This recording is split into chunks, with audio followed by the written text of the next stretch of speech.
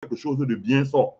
Parce que si l'AES sort de terre, si vous voulez, ce qu'est le Niger, le Mali, le Burkina aujourd'hui, c'est ce que était Dubaï en 1980. Ce que est le Niger, le Mali, le Burkina aujourd'hui là, c'est ce que était Dubaï en 1980. Et les forces qui ont construit Dubaï en 1980, ce sont les mêmes forces qui sont derrière les pays de l'AES. Donc, je vous garantis que dans une décennie, donc dans 10 ans, vous risquez de ne plus reconnaître les pays de l'AES. Et à ce moment, ça va faire que les pays autour commencent à changer. Comme vous voyez aujourd'hui le Tchad, vous voyez aujourd'hui la Guinée, les deux pays-là, le Tchad a pris un peu ses distances de la CEMAC, la Guinée a pris un peu ses distances de la CEDEAO. Ce n'est pas pour une raison, c'est parce qu'ils vont entrer dans l'AES.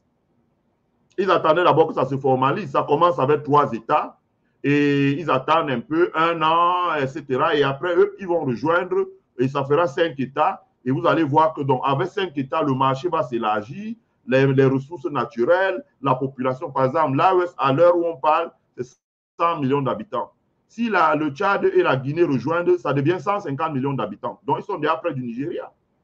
Et ils ont une superficie plus grande que le Nigeria. Ils seront, le Tchad a 750 000 km².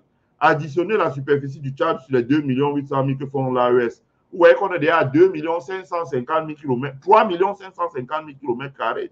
En ajoutant la Guinée, on va tendre vers 4 millions de km². Donc, vous comprenez, ce n'est pas un jeu. Des pays comme la Mauritanie vont devoir rejoindre l'AES, des pays comme le Cap-Vert. Ce n'est pas un jeu. Donc, pour la CEDEAO, considérer qu'elle est déjà morte, l'UMOA, tout ça, c'est terminé, etc., etc.